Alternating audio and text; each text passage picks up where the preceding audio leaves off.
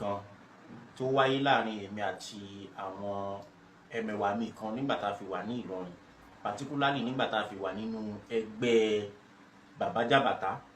Ó ṣeé ṣe ká ti mẹ́ni tó ń jẹ́ Bàbá Jàbàtà ní Ìlọrin tí wọ́n sọ pé àwọn làwọn nìkan ní súnà nǹkan nìkan ní alùsùn náà wal jamaa, nǹkan yòókù ní bídà ni wọ́n àti bẹ́ẹ̀ bẹ́ẹ̀ lọ. Ṣé pé gbogbo Islamic sect náà oníbídà náà oníkálùkù lọ́dọ̀ oníkálùkù. You understand? So mọ́ṣáláṣí bàbá yẹn wà ní Hajj camp ní Mandate. So fún àwa tàbá tí mọ ẹni tí mo sọ tẹ́lẹ̀, Bàbá Jàbàtà mọ́ṣáláṣí wọn wà ní Hajj camp ní Mandate. You understand? So ní Mandate ní Ìlọrin. So agbébẹ̀ dáadáa. So agbébẹ̀.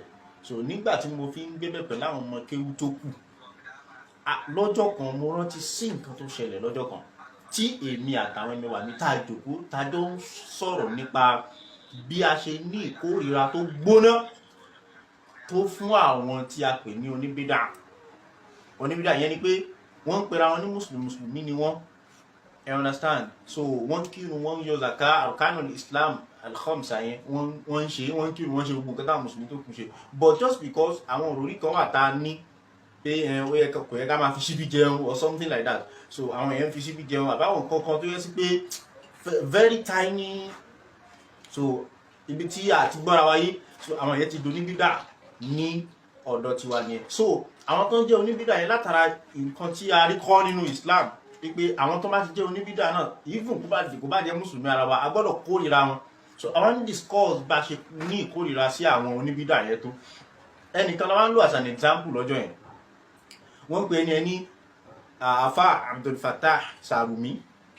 Afa Abdul Fattah Sarumi jẹ́ ọ̀kan nínú àwọn, ó dà pé wọ́n ń teach ní Darul Hijra ní side Al-Hikmah University yẹn. So ilé kéwú kan wà bẹ̀ tán pé ní Darul Hijra.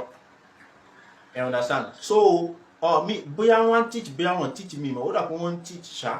So bọ̀ wọ́n mọ̀ pé wọ́n máa ń kírun bẹ́ẹ̀ lẹ́kọ̀ọ̀kan, wọ́n máa ń kí Júmà bẹ́ẹ̀ lẹ́kọ̀ọ̀kan. So Afa Abdul Fattah kò sọ́mọ Darul Hijra yẹn tí kò ní mọ ẹni tí mo sọ yìí. Ẹni ẹ la wá ń lò as an example lọ́jọ́ yìí. Mo rántí sí yẹn gbàgàdàgbàgàdà báyìí ó wà lórí mi. Oníkálùkù wá ń discuss bí a ṣe kórìíra máa yẹn tó látara pé ó jẹ́ oníbídà. Generally à ń discuss bí a ṣe kórìíra gbogbo oníbídà tó. A wá ń lo àfáà yẹn as an example. Mùsùlùmí lòun náà. So a wá ń lo as an example wípé kí kọ́kànnù wá tẹ̀ lọ ka mọ́kànnà. Naam, salamu alaikum wa rahmatullahi wa barakatuh. Mo kí gbogbo àwọn ọmọ ẹ̀yà pátápátá. Mo gbọ́rọ̀ Abu Mutmainna, mo dẹ̀ gbọ́rọ̀ Abu Jẹ̀wú. Allah subhanahu wa ta'ala kó bá sí dáadáa fẹ́ ní kọ̀ọ̀kan wa. Ọmọ yìí ó ṣe jàbàtí àìdáadáa tí èsì díẹ̀. Àwọn àtibáwù àwọn Abu Saman mọ̀ dáadáa. Sẹ́rí wàláì tí n bá tún rántí pé mo gbanú jàbàtí àkọjá àyà mi máa ń já, ẹ̀rù dẹ̀ máa ń bà mí. So kí ni nǹkan tí máa ń jẹ́ mi láyà àti tí ń dẹ́rù bà mí? Òun ni pé nínú ẹgbẹ́ kan tí wọ́n fara wọn ti Islam tó já sí pé wọ́n súnmọ́ ìbínú Allah subhanahu wa ta'ala jù lọ tó fẹ́ tó ẹgbẹ́ jàbàtí yẹ̀ ò sí.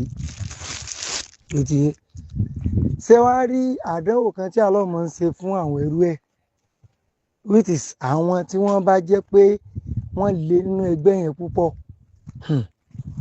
Méjì ni o. Ìmọ̀ kẹ́niyẹn kó rí àánú Allah gbà o. Lẹ́yìn ìgbà tó bá túbá tán kó rí àánú Allah gbà kó wá dúró bí Allah ṣe ní ká kó bá Allah ṣe pa wá láṣẹ. Àkọ́kọ́ nù. Nǹkan ẹlẹ́ẹ̀kejì tí mo ń ṣẹlẹ̀ sí irú ẹni tó bá jàbàtí àlè tó bá le tó jẹ́ pé 100% ní fi ń lo àkídà yẹn mọ́nájì yẹn, ìmọ̀ kó padà di ìdákúdà tó pé bóyá kó jáde kó nu Islam àbí kó di ìdákúdà yẹn. Òun ni irú ọ̀rọ̀ ọmọ yìí tẹ́rí tí ń sọ̀rọ̀ yìí. Àwọn ọmọ eléyìí ìyá gbàtà mi ṣe jàbàtí àwọn olè púpọ̀. Gbogbo ọ̀pọ̀lọpọ̀ àwọn ọmọ tí wọ́n lé jù nínú jàbàtí ànísìn tẹ́lẹ̀ àwọn eléyìí wọ́n nísìn àwọn ọmọ tó lé nínú jàbàtí ànísìn wọ́n ń tọ́ gbogbo àwọn ọmọ yìí lẹ́yìn. So kí Allah kó ṣàánú wa. so nǹkan tí Allah wa máa fi ń bá ẹrú rẹ̀ jà tí ilẹ̀ máa fi sa ẹrú ẹ̀ lẹ́san òun náà ni ọ̀pọ̀lọpọ̀ tí ń ṣẹlẹ̀ sáwọn ọmọ yìí torí pé ànábì ní man qala li akhihi ya kafir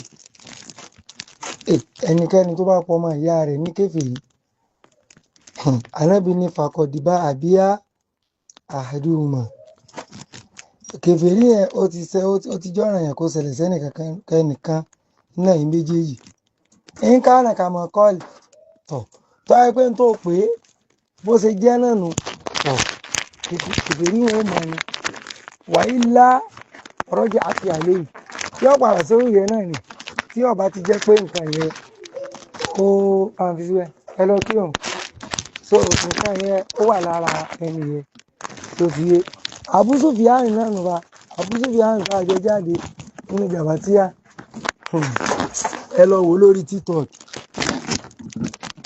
ẹ lọ wò lórí TikTok nísìn ní Abu Sufyan kí ló dé mọ́lọ́mọ́lọ́